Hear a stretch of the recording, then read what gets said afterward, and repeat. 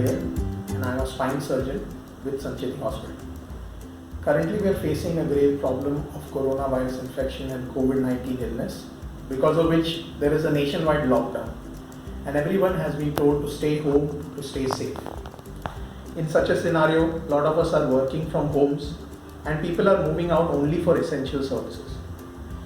All hospitals have stopped routine outpatient OPDs. Some have even stopped routine planned surgeries, and only emergency OPD services and emergency surgical treatment is being available.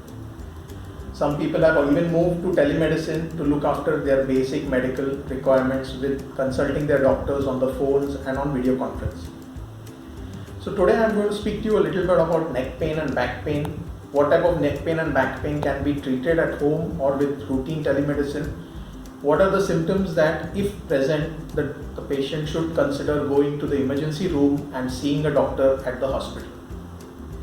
So routine low back pain and neck pain quite often arises from mechanical causes, and this is called mechanical neck pain and back pain. They may be due to age-related wear and tear, such as spondylosis in the cervical spine and lumbar spine. Sometimes they may be related to poor ergonomics, poor postures at sitting when you're working on your laptops, desktops, when you're working from home. It might be poor postures when you're working at home or sitting at home. It can cause sometimes low back pain and neck pain, and these are called as mechanical low back pain and neck pain. Quite often they are self-limiting and can be treated with your local doctor over the telephonic phone call or through a video conference. What are the red flags or symptoms that, if they are present, I would suggest that you need to definitely seek in-person opinion with doctor by visiting the ER room. So we will try and call these red flag signs in which you should seek treatment in the hospital.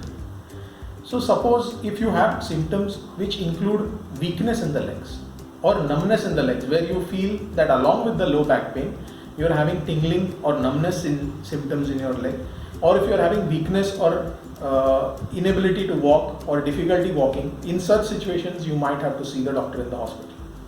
Additionally, any patient who is having low back pain for more than 3 weeks and has associated fever, weight loss, loss of appetite, such patients may have symptoms which suggest possible infection and must see the doctor in the hospital.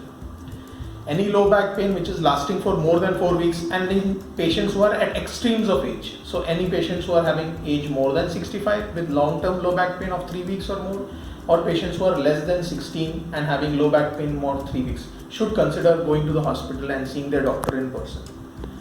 Any patients who have previous history of cancers, such as previous breast cancer or prostate cancer, who have new back pain which has been lasting for more than 2 to 3 weeks, should definitely go and see the doctor in the hospital in the emergency room.